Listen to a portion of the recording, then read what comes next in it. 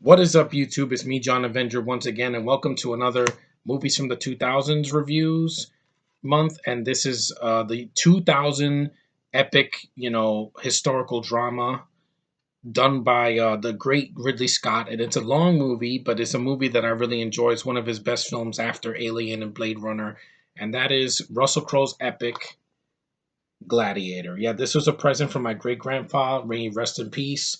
He gave me this a couple years back, and I saw this movie and I was like, wow, this is an amazing film. Yes, the story is very cliche, but it's an amazingly beautiful, very tragic, but very, epic.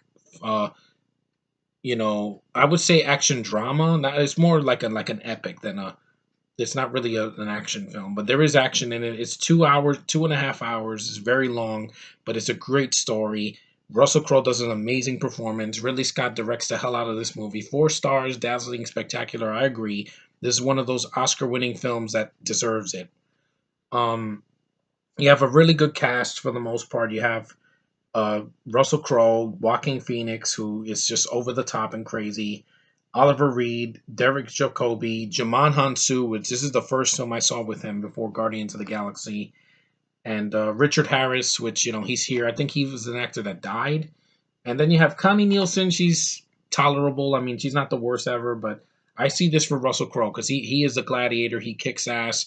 He's like he has great lines like, "Are you not entertained?" And I'm like, "Yes, I am entertained." Russell Crowe. The helmet that he wears. He's a leader. Maximus is a freaking badass. The film looks fantastic, even from 2000.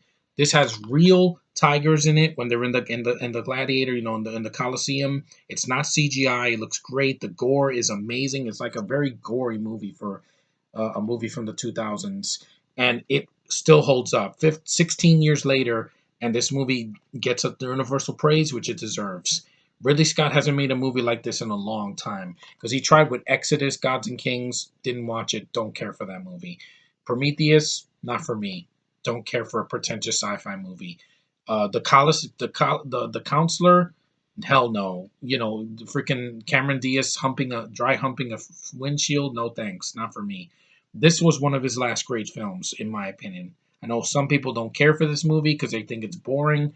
I don't. I think it's a really good movie. Good performances, really gory, really well shot, really well written. And, there are some slow spots. It is 2.5 hours, but hey, I've seen longer movies this year and in the past 10 years. And, this DVD has a ton of features. It's a 2 disc special edition. And I want to hear the commentary because I haven't seen this movie in a long time, but I remember liking it. It's a really epic saga and movie, and they don't make movies like this anymore. They tried, since this was a huge hit and critics loved it, they tried with Troy and Kingdom of Heaven and Alexander, which was I heard was horrendous, but this is one of the better ones. And it's a good movie from the early 2000s that wowed me and surprised me. And Ridley Scott's definitely his last great film after, Alien and Blade Runner. Yeah, because you cannot do better than this. Like usually in these other epics, they have a horrible actor in it in the lead, or the film has shaky cam, or it's just way too long, or it's just dull. This has nearly everything that you want out of an epic, and it deserves the praise it gets. I think I'm happy to have it in my collection. I'm glad my grandfather gave this to me. I will keep this forever in his memory. And the Russell Crowe. When you think Russell Crowe, this is the movie I think about because I didn't know who he was until I saw this, and I was like, "Wow, epic freaking movie!" And it deserves. I think if it weren't for this, there would be no 300 or anything like that. Following this movie or Immortals or any of that. But Gladiator's a great movie. If you haven't watched this, go watch it right now. It is worth your time. It's an amazing film.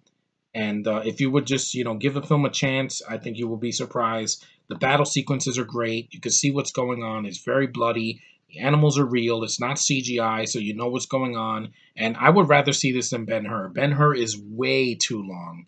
This is 2.5 hours, but Ben Hur's like 3 or 4 hours long. It's too long. This I prefer because at least it's a lot faster.